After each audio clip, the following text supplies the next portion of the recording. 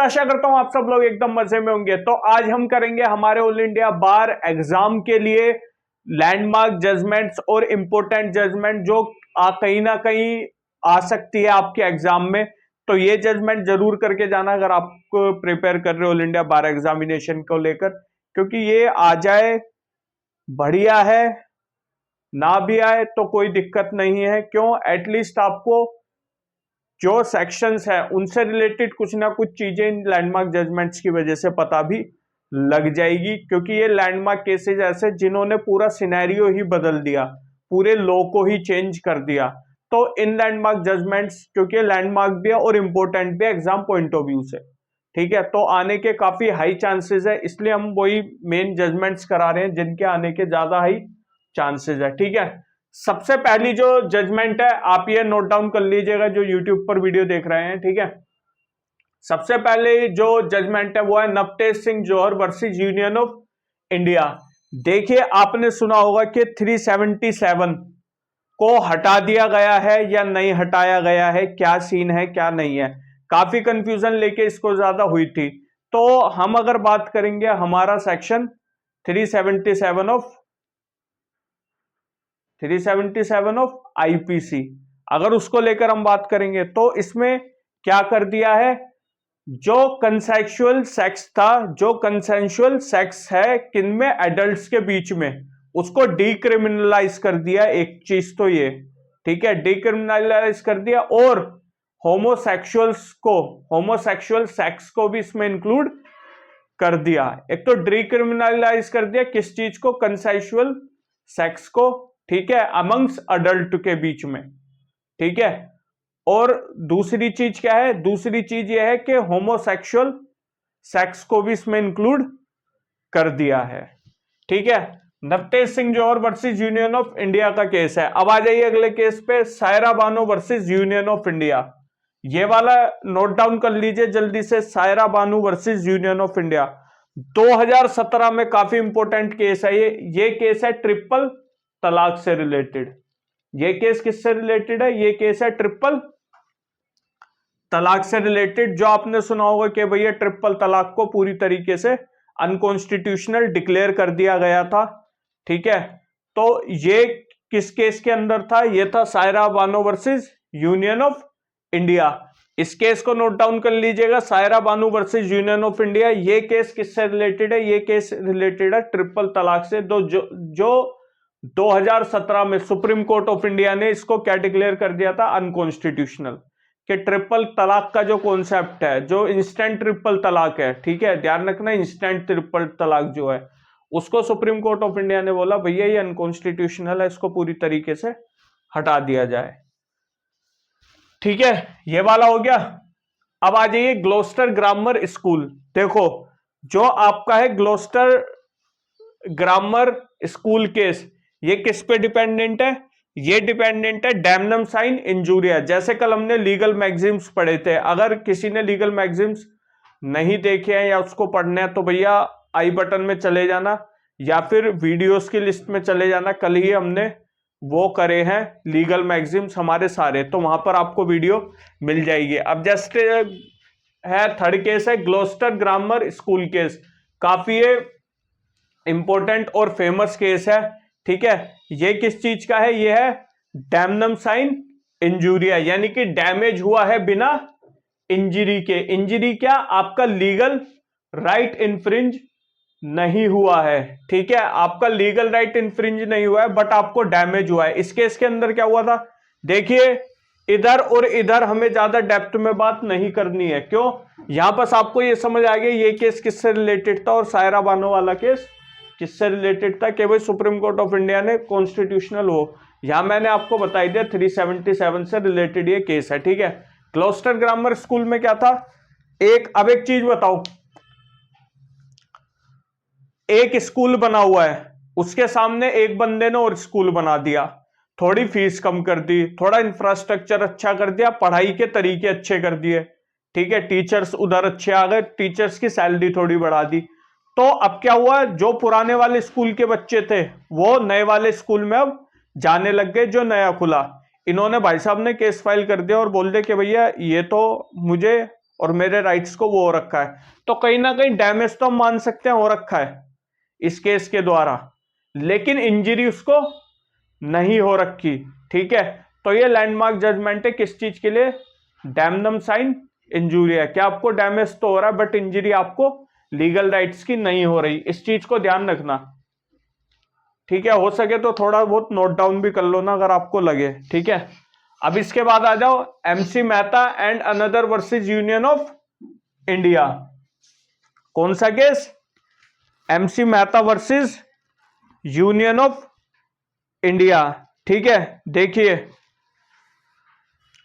Absolute liability, strict liability होता है, absolute liability होता है, दो तरह की लायबिलिटी पढ़ने को मिलती है हमें टोटल में। ठीक है, तो ये केस किससे रिलेटेड है? ये केस रिलेटेड है एब्सोल्यूट लायबिलिटी से रिलेटेड। किससे रिलेटेड है ये केस? एब्सोल्यूट लायबिलिटी से रिलेटेड। जो कॉन्सेप्ट ऑफ एब्सोल्यूट लायबिलिटी आया था ना कि भाई कॉन्सेप्ट ऑफ एब्सोल्यूट लायबिलिटी, वो इसी केस में इंट्रोड्यूस करा गया सुप्रीम कोर्ट ऑफ इंडिया द्वारा। ठीक है, पीआईएल फाइल हुई थी, ओलिम गैस लीक केस था। ठीक है, oleum gas leak, Shriram food and fertiliser. अगर ये भी केस आ जाए कि भैया एब्सोल्यूट लायबिलिटी किसमें हुई थी, तो केस का ध्यान, वो उसका ध्यान रखना कि मैटर क्या था।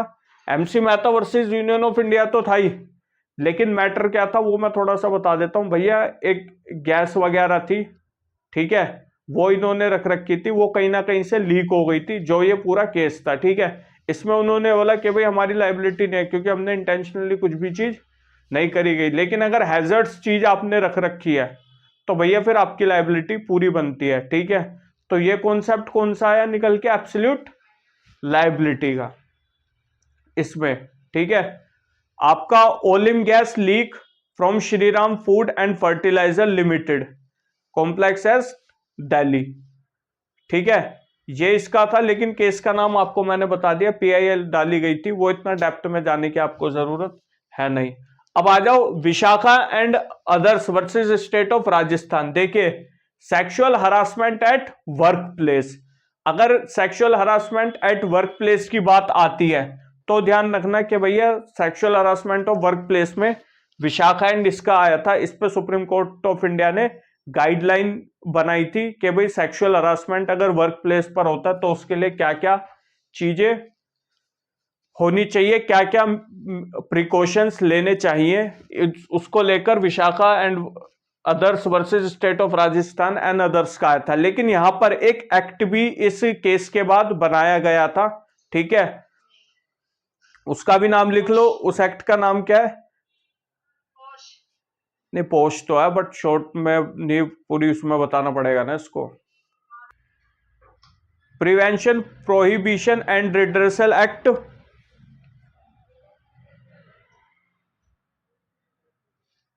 ये किस चीज से रिलेटेड एक्ट है? Sexual harassment of working women at work place. 2013 में ये एक्ट आया था इस जजमेंट के बाद, विशाखा एंड अदर्स की, जिस और इस जजमेंट में सुप्रीम कोर्ट ऑफ इंडिया ने गाइडलाइन इशू करी थी। और एक चीज में यहां से मैं क्वेश्चन और बता दूं, देखो एक क्वेश्चन अगर ये आ जाए कि भैया sexual harassment at workplace पर आपका कौन सा फंडामेंटल राइट इन्फ्रिंज हो रहा है? Sexual harassment at workplace पर आपका कौन सा फंडामेंटल राइट इन्फ्रिंज हो रहा है? जल्दी से बताओ, ये मैंने पढ़ाया है आपको। चलो ये वाला कर लेना क्योंकि अभी हम लैंडमार्क जजमेंट कर रहे हैं, ये रुक जाएगा, इसको मेरे को बताना ऑप्शन। और आप भी जो यूट्यूब पर देख रहे हैं ये बताइए sexual harassment at work place से का जो मैटर है उससे महिला का कौन सा फंडामेंटल राइट इन्फ्रिंज होता है, ब्रीच होता है। ठीक है, ये बता देना, बाद में देख लेंगे। ठीक है, ये आ गए आपको समझ सारे? ठीक है, अब आइए फटाफट से और हम अपने केस लॉज लेते हैं। हाँ जी, अब आ जाइए, अब अगली हमारी जो है जजमेंट वो है लालमन शुक्ला वर्सेस गौरी दत्त। ये कॉन्ट्रैक्ट एक्ट से रिलेटेड है जजमेंट, लालमन शुक्ला वर्सेस गौरी दत्त। अब मैं एक आपको इसमें वो बताता हूं केस में क्या हुआ था। लालमन वर्सेस गौरी दत्त में क्या केस में हुआ था? भतीजा खो गया था एक पर्सन का, ठीक है, किनका?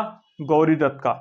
अब उसमें यह हुआ था कि भाई जब वो भतीजा खो गया था तो सब ढूंढने लगे, तो ये जो लालमन शुक्ला है ना, ये नौकर था गौरी दत्त का। तो ये सर्वेंट गया ढूंढ के लाया, तो जब ये ढूंढ के उसको लेकर आ गया भतीजे को, तो उसको ये पता लगा कि यार इन्होंने ना न्यूज़पेपर वगैरह में ये निकलवा रखा था कि जो ढूंढ के लाएगा उसको इनाम दिया जाएगा। अब उसने बोला भाई गौरी दत्त से कि जी मेरा इनाम दो। गौरी दत्त ने मना कर दिया कि भाई हम तुम्हारा इनाम नहीं देंगे। क्यों?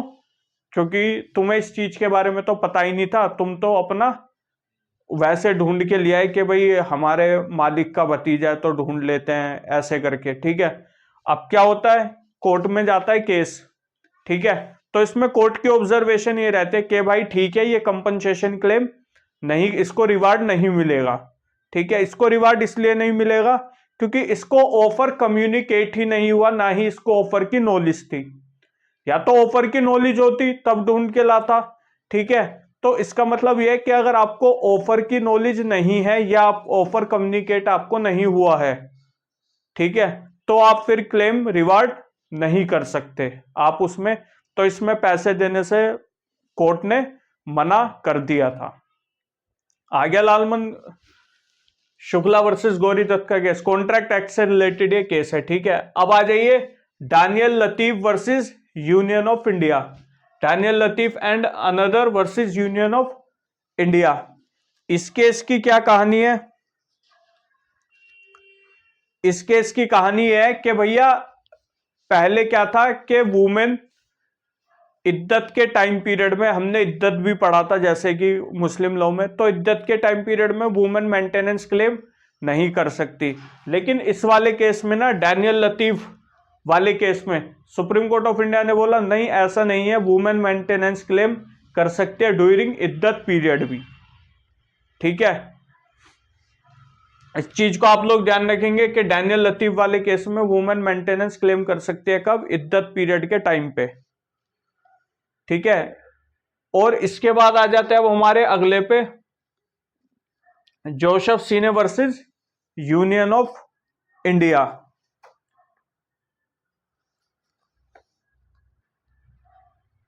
ये है एडल्ट्री से रिलेटेड केस। आपने सुना होगा एडल्ट्री को अनकॉन्स्टिट्यूशन डिक्लेयर कर दिया गया था, ऑफेंस ऑफ एडल्ट्री को। ठीक है, तो वो 497 जो था आईपीसी का सेक्शन, उसको अनकॉन्स्टिट्यूशनल डिक्लेयर करके उसको हटा दिया गया था। 497 तो डिक्रिमिनलाइज कर दिया था किसको? एडल्ट्री को। तो इस केस के अंदर ये लैंडमार्क जजमेंट थी जिसमें 497 ऑफ आईपीसी को हटा दिया गया था, डिक्रिमिनलाइज कर दिया था।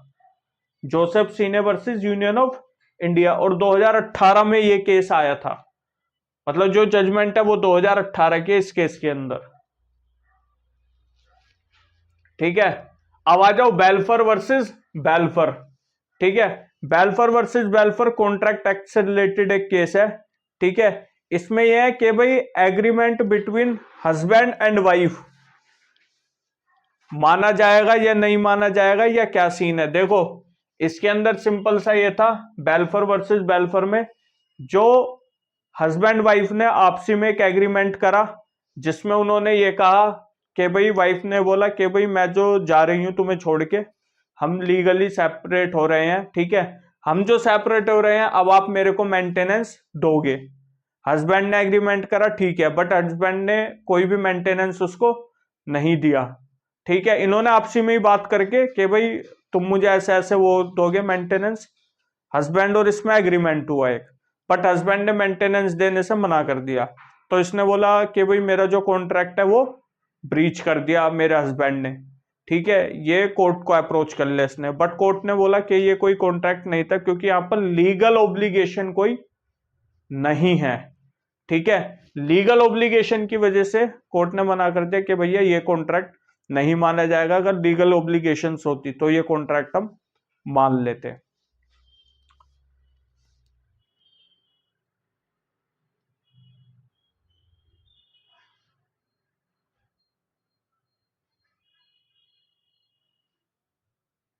ठीक है, बेल्फर वर्सेस वेलफर के बाद आएगा Lakshmi versus union of India. भाई ये जो केस है ना, Lakshmi versus union of India, ये जो एसिड अटैक होता था महिलाओं पे, ठीक है, एसिड अटैक में जो कंपनसेशन दिया जाएगा, किस तरीके से दिया जाएगा, क्या क्या उनको प्रोवाइड कराया जाएगा। तो सुप्रीम कोर्ट ऑफ इंडिया ने गाइडलाइन एसिड अटैक में कंपनसेशन को लेकर इस केस के अंदर दिया, Lakshmi versus union of India. ठीक है, अब आ जाइए इसके बाद Mohammad Ahmad Khan versus Shah Bano Begum and others.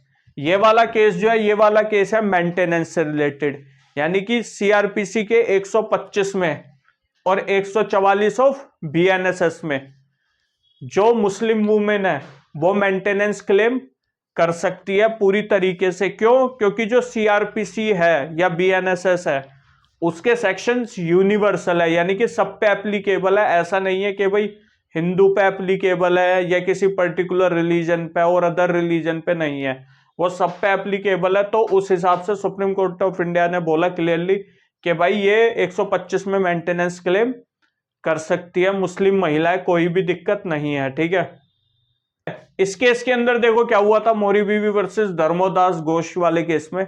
इसमें यह हुआ था कि भाई कॉन्ट्रैक्ट टू माइनर, अगर आप माइनर के साथ कॉन्ट्रैक्ट कर रहे हो तो वो कॉन्ट्रैक्ट वॉइड है। ठीक है, इस जजमेंट के अंदर कहा गया था मोहरी बीवी वाले में, ये चीज ध्यान रखना। इसमें क्या हुआ था, थोड़ा बहुत पैसा ले लिया गया था, जो माइनर ने अपना थोड़ा एज वगैरह का घपला करके मेंटेनेंस नहीं, थोड़ा पैसा ले लिया था।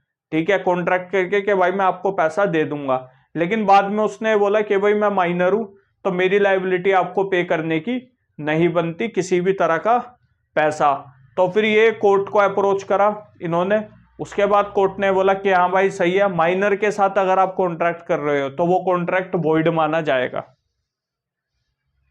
ठीक है, मौरी बीवी वर्सेस धर्मोदास घोष में यही हुआ था। ये समझ आ गया यहां तक? चलिए अब हमारे दो आखिरी जजमेंट और बचे हैं, हम फटाफट से, किसी को कोई क्वेरी इनमें कुछ चीज ना समझ आई हो तो अब आते हैं हमारी लास्ट की दो जजमेंट पे जो बहुत ज्यादा इंपॉर्टेंट है। ठीक है, D K Basu versus state of West Bengal. देखो इस वाले केस में ना D K Basu versus state of West Bengal के अंदर जो केस था वो था जो कस्टडी में लोग रहते हैं, ठीक है, उनके राइट्स वगैरह क्या होने चाहिए, कैसे उनको रखा जाना चाहिए, ठीक है, उनके साथ कैसे बिहेव करा जाना चाहिए, तो उन चीजों से रिलेटेड गाइडलाइंस बनाई गई थी D K Basu versus state of West Bengal. आप अगर कोई लॉ पढ़ेंगे या कोर्ट में कभी सुनेंगे तो इस केस का जिक्र आपको कई बार दिखाया जाएगा। ठीक है, जो कस्टडियल टॉर्चर होता था, जो कस्टडी में रहते थे उनके साथ जो टॉर्चर होता था, उसकी जो गाइडलाइन है वो इसी केस के अंदर आई गई थी। पहली चीज ये है। दूसरी चीज ये है डीके बासु केस की कि प्रोटेक्शन ऑफ ह्यूमन राइट्स, कि भाई जो जेल में है उनके भी अपने ह्यूमन राइट्स हैं, उनके भी अपने राइट्स हैं। Protection of human rights and custodial torture को लेकर इस केस में बात करी गई है और उसी को लेकर गाइडलाइन बनाई गई थी। D K Basu versus state of West Bengal. Reg versus Govinda, देखो इसको ना दो तरीके से पढ़ा जाता है, या तो रैग वर्सेस गोविंदा या आर वर्सेस गोविंदा। जजमेंट में आपके क्वेश्चन पेपर में हो सकता है आर वर्सेस गोविंदा ही लिखा हो या फिर रैग वर्सेस गोविंदा। अगर दोनों ही सूरत में ये सेम केस है। ये सेम केस क्या है, इस केस में काफी लैंडमार्क जजमेंट है आईपीसी के अंदर, ये लैंडमार्क केस भी है क्योंकि इसके अंदर डिफरेंस बताया गया है मर्डर और कल्पेबल होमोसाइड के अंदर। किसके अंदर? मर्डर और कल्पेबल होमोसाइड के अंदर। ठीक है, और ये जो केस कंसीडर किया गया था ये culpable homicide not amounting to murder के अंदर ये कंसीडर किया गया था गोविंदा वाला केस। ठीक है, इसमें वही था वाइफ का, भाई इसको पता लगा कि ऐसे ऐसे, वो हमने पढ़ा है ऑलरेडी, अफेयर था तो वो घर आया, उसने वाइफ के उसको नीचे गिरकर छाती पे पंचेस वगैरह मारे, जिससे क्या है उसकी वाइफ की वहीं पर एक्सपायर वो हो गई। तो जब ये केस चला तो इसमें लैंडमार्क जजमेंट आई जिसमें डिफरेंस बताया गया कि भैया मर्डर और कल्पेबल होमोसाइड में क्या फर्क है। ठीक है, और ये जो इनको पनिशमेंट मिली या ये जो केस जिस कैटेगरी में आया, ये वाला केस आया culpable homicide not amounting to murder के अंदर। ठीक है, इस चीज को आप ध्यान रखिएगा। तो यही लैंडमार्क सारी जजमेंट और इंपॉर्टेंट जजमेंट है जो आपके ऑल इंडिया बार एग्जाम में आ सकती है। अगर ऐसे ही आप और जजमेंट चाहते हो तो कमेंट सेक्शन में मेंशन कर दो ना, मैं आगे भी फर्दर और इंपॉर्टेंट जजमेंट्स आपको बना के आपको समझा के ग्रुप में आओ यूट्यूब पर डाल दूंगा। तो मिलते हैं हमारी नेक्स्ट वीडियो में। आज के लिए इतना ही, बाकी खुश रहिए, मेहनत करते रहिए भाई, पढ़ाई वगैरह छोड़िए मत। तो मिलते हैं हमारी नेक्स्ट वीडियो में, तब तक के लिए नमस्कार।